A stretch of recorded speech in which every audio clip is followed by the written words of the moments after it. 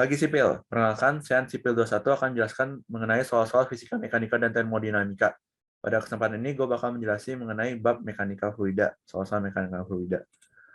Untuk kesempatan ini, gue bakal menjelaskan soal mekanika fluida sebagai berikut.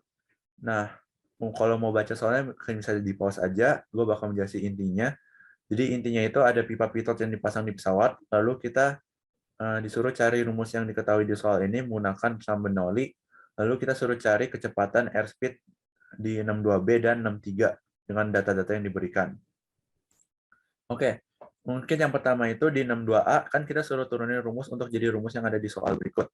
Nah, pertama itu sebagai berikut, P1 plus setengah rho V1 kuadrat plus rho GH1 dengan P2 plus setengah rho V2 kuadrat plus rho GH kuadrat. Untuk rho yang di sini itu berarti itu massa jenis fluida. Lalu untuk V-nya itu berarti kecepatan fluida dan H1-nya itu ketinggian fluida, ketinggian fluidanya itu di mana. Nah, berarti yang pertama itu kita bisa tentuin, berarti untuk V1-nya itu bisa kita coret dan H1 dan H2-nya bisa kita coret. Rho GH-nya dan setengah rho V1 kuadratnya. Alasannya itu karena di awalnya itu VH-nya itu 0, berarti V1 bisa dicoret. Lalu untuk di rho GH1 rho GH kuadratnya itu bisa rho GH2-nya bisa dicoret karena itu pada ketinggian yang sama udaranya. Nah, lalu bisa tinggal di sisa rumus yang ini. Lalu kan P2-nya bisa kita pindahin, berarti P1 min P2. Berarti ada perbedaan pressure. Nah, delta P sama dengan setengah rho V2 kuadrat. Nah, perbedaan pressure ini karena ada pipa manometer sebagai berikut, berarti kan bisa kita tinjau perubahan pressure-nya itu rho GH. Rho GH dari rho delta H, sorry. Ini harusnya delta H. Delta H, atau enggak di sini juga tulisannya H. Jadi ya delta H. Jadi delta P itu rho GH. Ini bisa diubah jadi rho GH sini.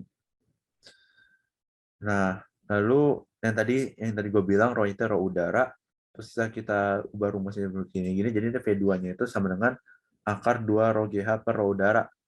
Kalau kita lihat itu dia bakal udah sama kayak yang di soal di sini.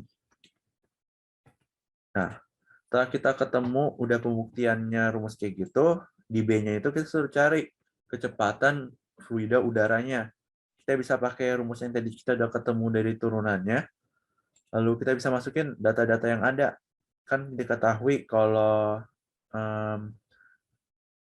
manometernya itu mengandung alkohol yang memiliki massa jenis 810 kg per meter kubik, lalu massa jenisnya udara itu 1,03 kg per meter kubik.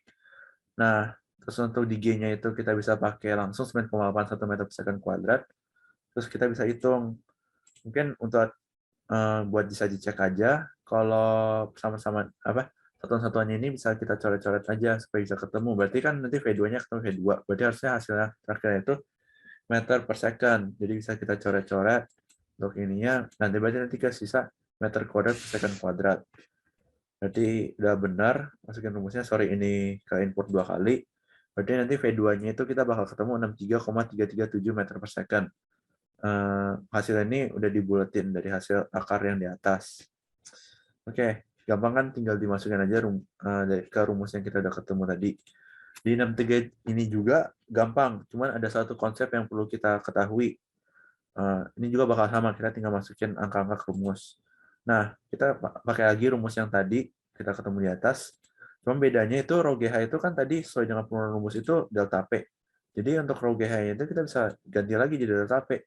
Alasannya kenapa kita ganti delta P karena di soal 63 itu kita cuma diketahuinya itu perubahan pressure itu 108 perubahan pressure, sorry. Perbedaan pressure yaitu 180 PA. Nah, berarti kita harus pakai delta P aja.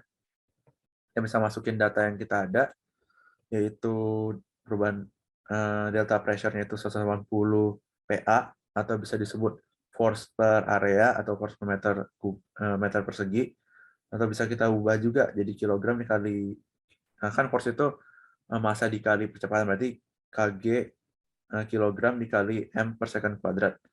Bisa kita pakai cara yang tadi lagi buat ngecek kalau ini udah benar atau belum. Jadi kg-nya bisa dicoret, lalu m ini tinggal m1, terus second-nya tinggal ini, s-nya ini bisa dicoret, jadi tinggal 2. Berarti nanti sisanya itu tinggal meter kuadrat per second kuadrat. Berarti kita bisa tinggal masukin kalkulator, nanti ketemu, jadi V2-nya itu 17,763 meter per second. Ini udah hasil pembulatan dari perhitungan akar yang di atas. Nah, mungkin sekian dan terima kasih untuk menonton video mengenai soal mekanika fluida tersebut. Semangat terus belajarnya supaya bisa buat bangunan anti tekanan angin tiupan serigala. Ya.